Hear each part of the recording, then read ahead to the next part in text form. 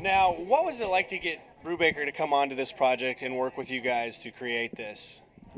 You mean how did we convince him? How did you convince him to make this story? Yeah, he was a tough nut to crack, and then he was a pushover. Let's see, John Norris, my producing partner, it was a huge criminal fan, and we were hoping to option one of the criminal books, and so he approached Brubaker, and Brubaker said, "Oh, there's no way, that's all tied up with Circle of Confusion, blah, blah, blah."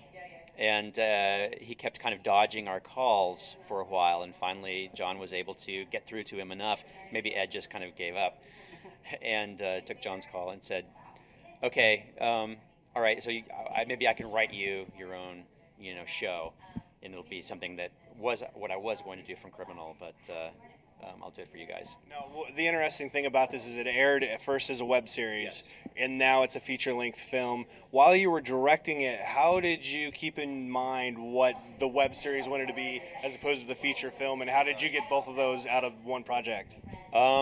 Two ways. It was the screenplay was written as a traditional feature screenplay, but with notations of where the episode breaks were, what we thought the episode breaks would be. So I was aware of, when I was ending a scene, that I needed some either more interesting image or heightened response that I wouldn't normally have in the middle of a movie that I could use at the end of the web episode. So it's more of a da-da-da cliffhanger.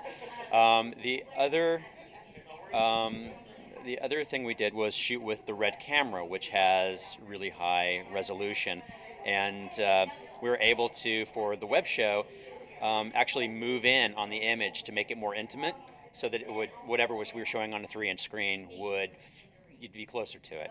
Something you wouldn't necessarily show on a widescreen, but and then when we created the movie version of it, we were able to pull out again and make it more cinematic.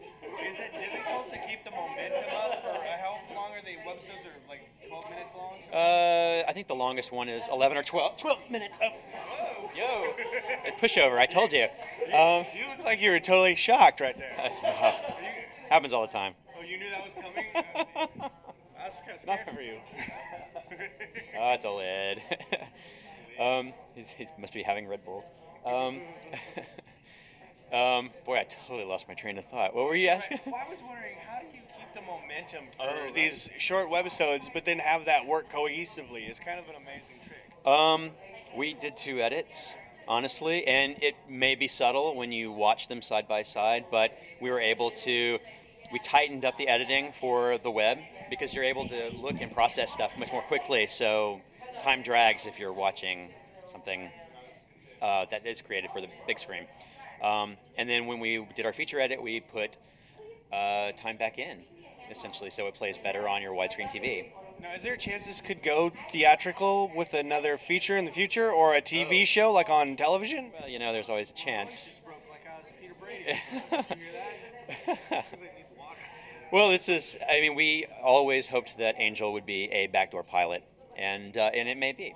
We'll see. And certainly, we'd hoped that Angel of Death would become a franchise, part of a larger franchise called Crime Town. Ed and I are working on 3 other shows. I'm writing it right now with him, of other characters within the same universe, and we hope that like Eve, the character in Angel of Death, will cross-pollinate in those as well. And maybe we can get a feature out of it too. Yeah, who knows? Is like Zoe Bell and some of the other cast members open to coming back for more of this? Oh, hell yes. Yeah, absolutely. Now, how exciting is it to see the finished product? I mean, can you tell us about some of your favorite scenes once you get a chance to step away from it for a little while and look at it with fresh eyes? Sure, absolutely. I actually enjoy the action more than I thought I would. I know that sounds strange, but the sequence where after Eve has been beaten up in the bathroom and she's being kind of terrorized by one of the mob guys, and she slashes him across the throat and all of that, and falls out the window and has a great fight in the stairwell. I just love that sequence. I've watched that so many times now. I just get such a buzz out of it.